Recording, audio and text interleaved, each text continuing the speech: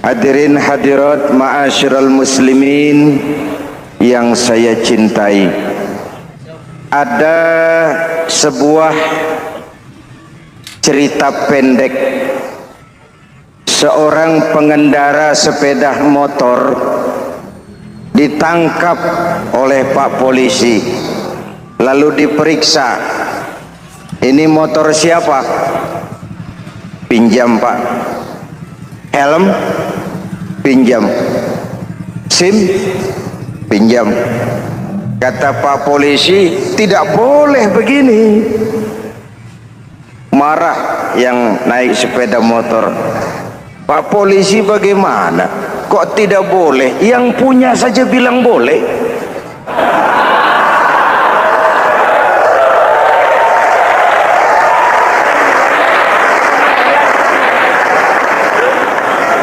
Cerita ini memberikan gambaran bagaimana masyarakat kita sekarang cenderung memboleh-bolehkan diri sendiri, melahirkan permissive society. Masyarakat serba boleh dengan ukuran sakarpe dewe. Itu sebabnya agama diturunkan. Dalam contoh yang indah, Rasul memberikan gambaran bahwa Islam ini bagaikan sebuah bangunan yang komponen pokoknya 5. Bunyal Islamu ala khamsin. Islam dibangun di atas 5 komponen pokok. Jadi kalau Islam ini ibarat bangunan, unsur penunjang pokoknya itu 5. Mari kita analogkan Islam dengan bangunan. Kalau saudara akan membangun rumah, sebelum pasang tiang, pasang genteng, pasang jendela, apa yang lebih dulu dibangun? Fondasi. Kalau Islam ibarat bangunan, fondasinya adalah syahadatu an la ilaha illallah wa anna muhammadar rasulullah. Ini fondasi. Jikalau kuat fondasi, aman bangunan. Jikalau rapuh fondasi, lentur dan luntur bangunan. Maka kuat atau tidak kuatnya bangunan Islam kita bergantung kepada keyakinan dasar tadi, fondasi. Saya bersaksi tidak ada Tuhan selain Allah, artinya saya tidak akan menyembah kecuali hanya kepada Allah. Orang yang benar fondasinya beres sujudnya. Kalau saya yakin tidak ada Tuhan selain Allah, saya tidak akan minta rezeki kecuali hanya kepada Allah.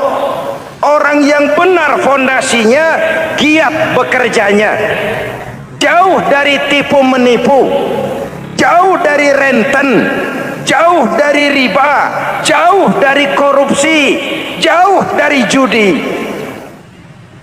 Keyakinan memberikan warna terhadap bentuk kepribadian. Kalau saya yakin tidak ada Tuhan selain Allah, saya tidak akan pernah takut kecuali hanya kepada Allah. Saya tidak akan melarikan persoalan kecuali hanya kepada Allah. Saya tidak akan menggantungkan hidup kecuali hanya kepada Allah. Saya tidak akan minta tolong kecuali hanya kepada Allah. Meresap ke dalam jiwa. Untuk keyakinan seperti ini, orang-orang tua kita dahulu berlinang air mata, bersimbah darah, bahkan berkorban nyawa, melaksanakan hijrah untuk mempertahankan keyakinan. Ini intan paling mahal dan ini mutiara paling berharga. Zaman boleh berubah, tapi fondasi tidak boleh goyah. Masa boleh berganti, tapi fondasi jangan sampai mati. Karena iman kita hidup, untuk iman kita berjuang, dan dalam iman kita ingin kembali menghadap Allah Subhanahu. Masih ingat cerita tentang Bilal? Masih? Mengulang kaji saja. Bilal itu budak sahaya. Ketika masuk Islam dipanggil oleh majikannya, Bilal. Iya bos. Saya dengar kamu masuk Islam ya? Iya bos. Kok berani-beraninya kamu masuk Islam? Memangnya kamu budak siapa Bilal? Ya budak bos. Bos. Kamu kerja sama siapa? Sama bos. Bos. Yang gaji kamu siapa? Ya bos.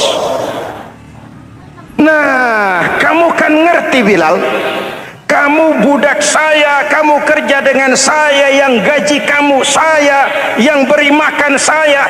Kenapa kok beraninya masuk Islam padahal kamu belum saya kasih izin? Bos, bos boleh beli badan saya, tapi jangan mimpi bisa membeli jiwa saya. Tuhan boleh kuasai badan saya, tapi jangan mimpi bisa menguasai keyakinan saya. Saya memang benar Tuhan yang gaji, tapi kan saya digaji, saya kerja. Kerja itu kewajiban saya, gaji itu hak saya. Soal keyakinan jangan ikut campur bos. Kurang ajar kamu Bilal. Biarin Bilal. Begini saja, kalau kau mau meninggalkan keyakinanmu, meninggalkan Allah Tuhanmu, kau akan kami merdekakan. Tapi kalau kau tetap dalam keyakinanmu, kamu akan saya siksa sampai mati. Bagaimana? Jangan mimpi bos. Lebih baik mati berkalang tanah daripada hidup bercermin bangkai. Biar saya gugur membela keyakinan daripada hidup jadi penjilat menjual akidah. Itu prinsip.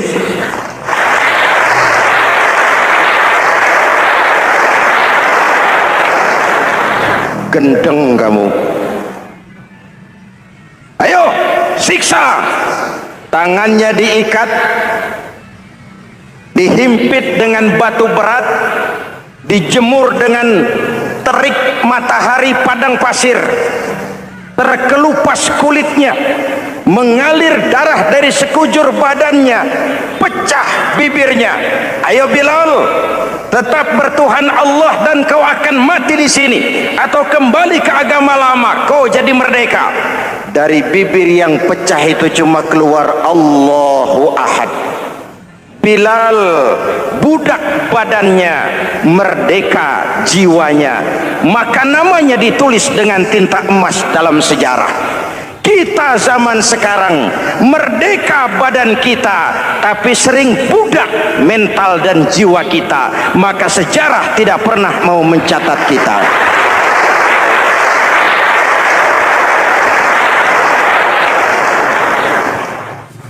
Masyarul muslimin yang saya cintai, fondasi sudah. Lalu apa lagi? Mulai memancangkan tiang. Tiangnya 5. Ada tiang namanya zuhur, asar, maghrib, subuh, isya.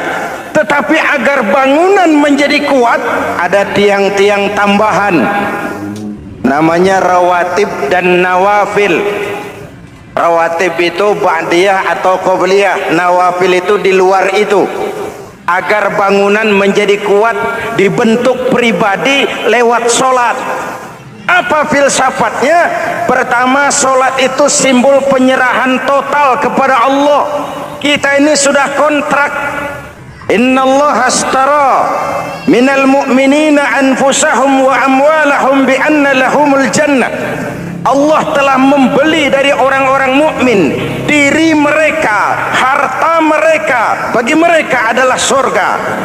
Penjual kita orang beriman, pembeli Allah, dagangannya amwal dan anfus, harganya adalah surga. Jelas? Penyerahan total itu dimulai dengan takbiratul ihram. Shalli fardal isya, Allahu akbar. Arahkan mata ke tempat kita sujud. Jangan lupa kalau sudah di atas, lupa dengan yang di bawah. Sudah jadi genteng, petatang peteteng di atas. Lalu bilang, merasa capek sendiri, kata genteng kepada tiang. Tiang, kamu si enak, kata genteng. Saya setengah mati di atas. Kehujanan, kepanasan, kadang-kadang anak-anak nakal saya disambitin. Kata tiang, saudara genteng, ngomong jangan sembarangan ya. Kamu kira kamu bisa nongkrong dan nangkring di atas, itu gara-gara siapa genteng? Kan saya yang sokong dari bawah. Kamu jadi pejabat tinggi, jadi anggota ini, anggota itu. Kami rakyat yang angkat. Jangan sudah di atas kami ditekan.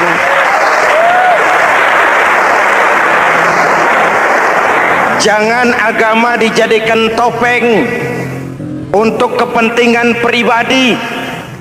Berpolitik untuk kepentingan agama, ayo. Tapi menjual agama untuk kepentingan politik, itu yang merusak agama.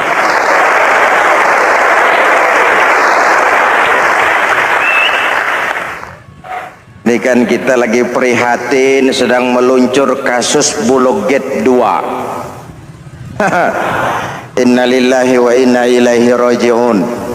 Kita lihat sajalah para petinggi kita sekarang bagaimana menyikapi hukum.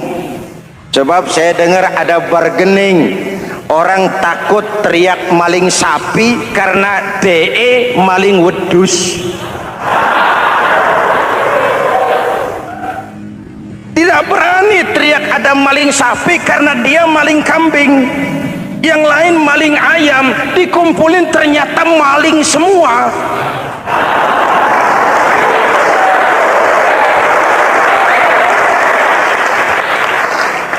Hadirin yang saya hormati, ini melukai rasa keadilan.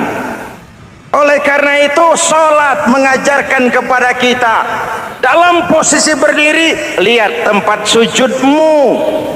Jangan menteleng terus ke atas, lalu lupa dari mana kita berangkat.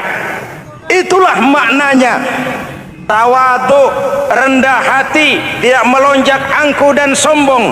Ada sebuah hadis Rasulullah bersabda, "Idza aradallahu biqaumin khairan." Apabila Allah menginginkan kebaikan kepada satu bangsa, apabila Allah menginginkan kebaikan kepada satu kelompok rakyat, walla alaihim hulama'uhum, maka yang naik jadi pemimpin adalah orang-orang yang santun, orang-orang yang lemah lembut, bukan orang yang menggunakan kekerasan dan tiran. Sedikit-sedikit main pecat, itu terlambat lahir. Mestinya lahir di zaman Hitler, mestinya lahir di zaman Benito Mussolini, atau kalau mau lebih klasik lagi, di zaman Fir'aun. Kalau Allah menginginkan kebaikan kepada satu masyarakat, satu bangsa, satu negara, naiklah orang-orang yang santun, yang ngayomi, yang menjadi solusi dan jalan keluar untuk kepentingan rakyatnya, mampu memberikan keteladanan. Saya tertarik dengan pidato Presiden Cina pada saat dilantik. Cina, Presiden Cina pasti tidak tahu Pancasila, pasti tidak kenal Islam, tapi pidato pelantikannya, berikan saya 100 peti mati, yang 99 akan saya pakai buat koruptor, yang satu akan saya pakai sendiri kalau kamu lihat saya tidak benar. Luar biasa. Yang diperlukan sekarang ini keteladanan, hulama'uhum, sikap ngayomi, mencari jalan keluar, bukan memamerkan kekuasaan, memamerkan kekuatan, arogansi, menghormati perbedaan. Itu ciri demokrasi. Lalu wa qada bainahum ulama'uhum, yang memutuskan hukum adalah pakarnya, ulamanya, mengambil keputusan secara profesional sehingga rakyat beroleh apa yang namanya kepastian hukum, merasa hidup terlindungi, aman dan nyaman.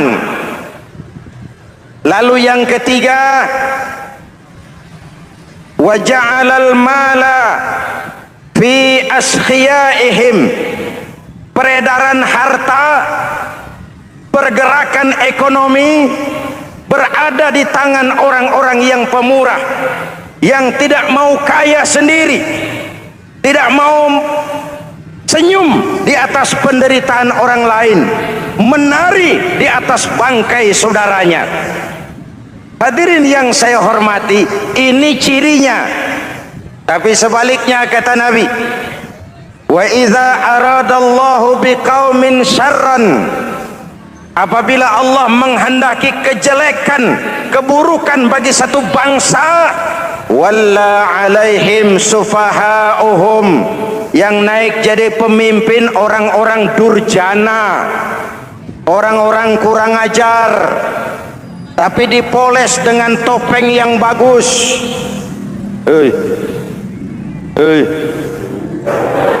Ini musim topeng.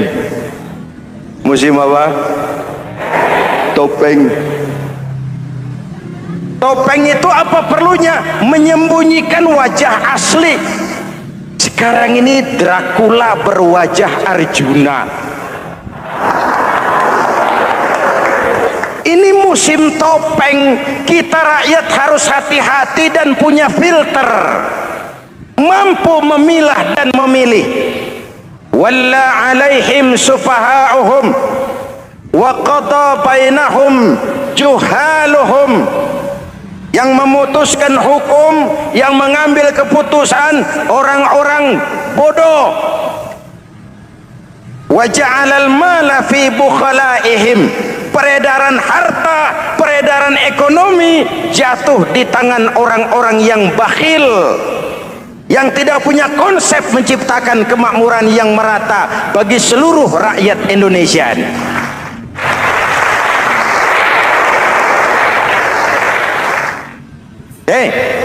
Kita kembali kepada tiang.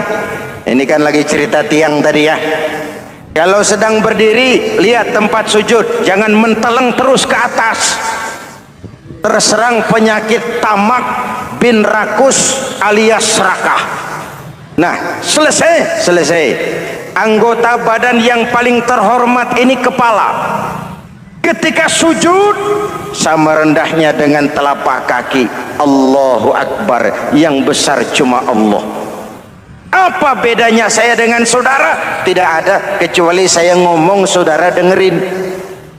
Kita sama-sama beribadah, sama-sama mencari nilai tambah di hadapan Allah.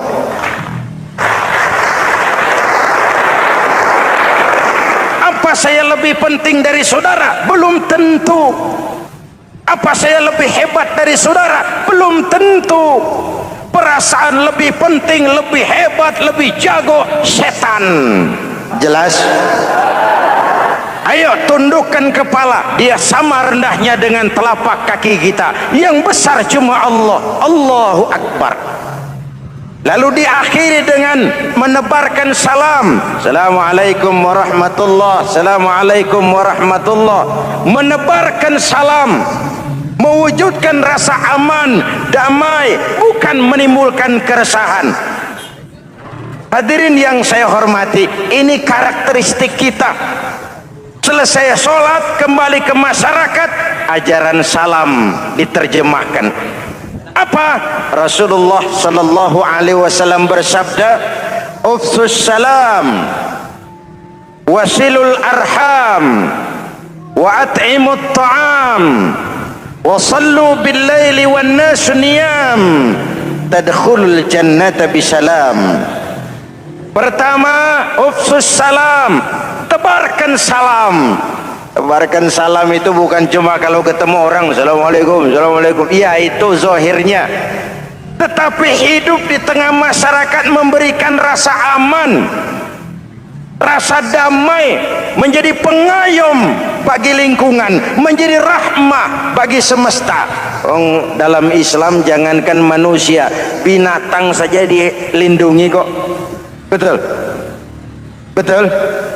Coba kalau belajar istinja itu kan makruh buang air kecil di tanah yang berlubang. Kenapa? Pertama, melindungi binatang yang ada dalam lubang. Siapa tahu di lubang yang saudara kencingi ada semut sedang rapat. Membahas Bologet jilid 2. Apa dosanya lalu mati dikencingi? Ini namanya rahmatan lis semut. Binatang saja dilindungi. Ada hadis, kalau kamu menyembelih hewan, sembelilah dengan cara yang terbaik. Jangan menyembelih ayam dengan pisau tumpul. Ini ajaran apa? Ajaran tentang peri kebinatangan. Rahmatan, memberikan rahmah, salam, keselamatan dan kedamaian kepada masyarakat lingkungan. Itu misi seorang muslim.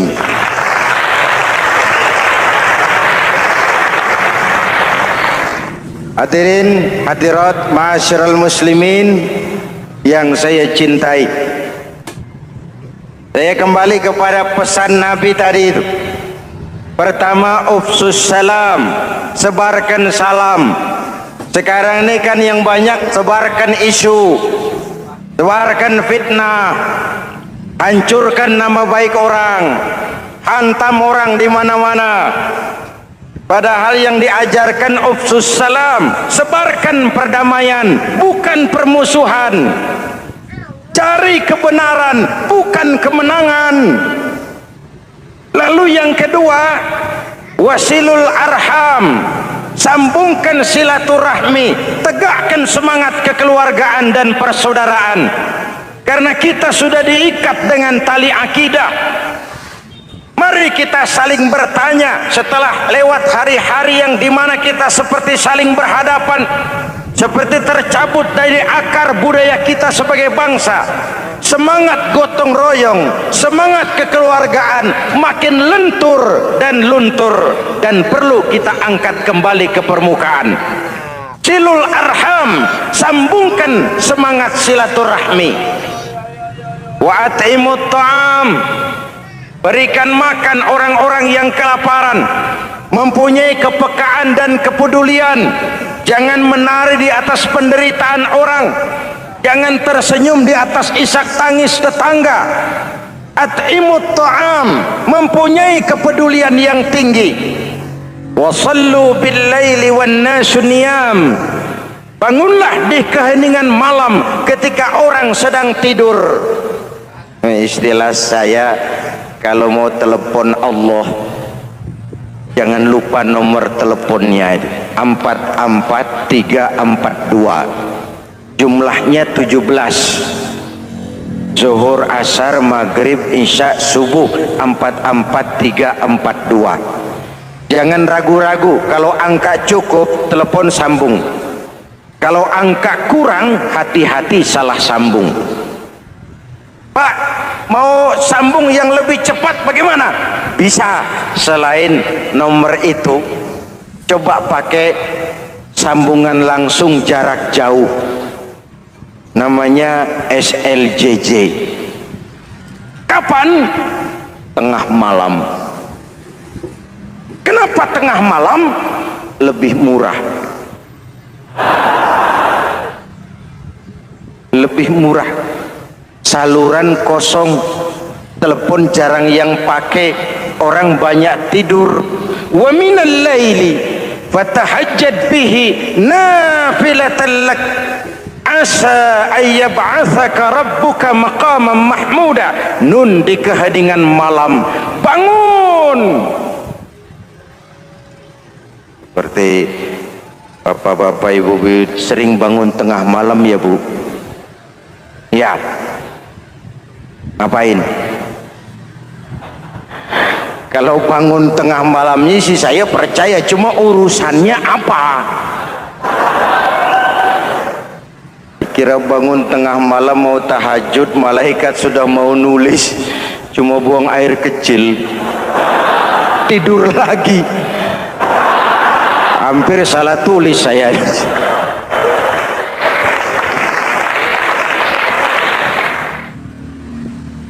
Baik, fondasi sudah Pak, tiang siap.